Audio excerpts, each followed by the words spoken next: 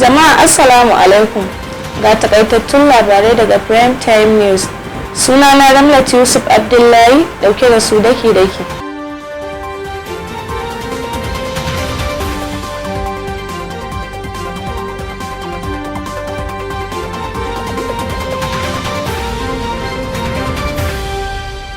A ranar Laraba, gwamnatin tarayya za ta fara kwaso ɗalibai da sauran 'yan Najeriya da suka makale a ƙasar Ukraine bayan yaƙi ya ɓarke. Ma'aikatar harkokin waje ta sanar da cewa jirgin kamfanonin Max Air da Airpeace na kan hanyar daga Najeriya domin kwaso mutum 1,284 daga ƙasashen Hungary, Poland, Romania da Slovakia masu iyaka da Ukraine zuwa gida. Ta sanar a safiyar Laraba cewa rukunin farko da za a kwaso za su je Najeriya ranar Alhamis 3 ga watan Maris na shekarar 2022.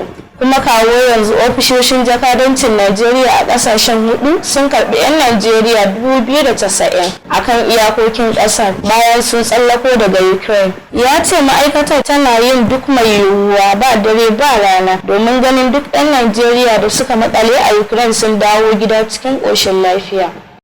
A nan za ku ji cewa Majalisa ta amince da dokar baiwa ƙananan hukumomi 'yancin kai. Majalisar Dattawa ta amince da dokar 'yancin gashin kan ƙananan hukumomi da majalisun dokokin jihohi da kuma ɓangaren shari'a a matakan jihohi. Wannan na daga cikin sabbin tanade-tanade da aka samar a kundin tsarin mulkin Najeriya da aka yi wa gyaran fuska da zimmar ƙarfafa ƙananan hukumomin matsayin matakan gwamnati na uku bayan gwamnatin tarayya da ta jihohi. Zauren majalisu ya kuma yi fatali da buƙatar baiwa shugabannin majalisar dattawa da ta wakilai fansho har iya ƙarshen rayuwarsu.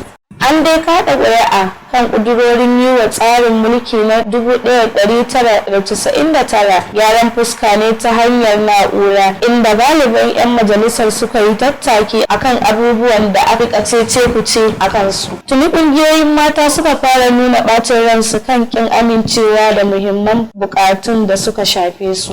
Jagoran Iran Ayatollah Ali Khan ya ce Amurka ce tushen yakin da aka gwabza a halin yanzu tsakanin Ukraine da Rasha. Ya ce ya faɗi hakan ne cikin wani jawabi da ya yi a talabijin inda ya taɓo batun yakin Rasha a Ukraine. A cikin jawabin nasa ya ce Ukraine ta faɗa tarkon manufofin rikici na Amurka. Ya ce muna goyon bayan kawo ƙarshen yaƙi a Ukraine, amma maganin kowane irin rikici shine gano tushensa. Ya ce Amurka na ƙirƙirar yaƙi ne a sassan duniya domin neman kasuwar makamanta. BBC ta rawaito cewa duk da ya shafe tsawon minti ɗaya yana magana kan rikici, amma Ayatollah bai ambaci Rasha ba, wanda dakarunta suka aka Ukraine. Ya ƙara da cewa Amurka ba abin yarda ba ce, inda ya ce ra'ayin da ake gani cikas ne da tattaunawar da manyan ƙasashen duniya kan farfaɗo da yarjejeniyar nukiliya. Sunana Ramlat Yusuf nake cewa ku kasance lafiya.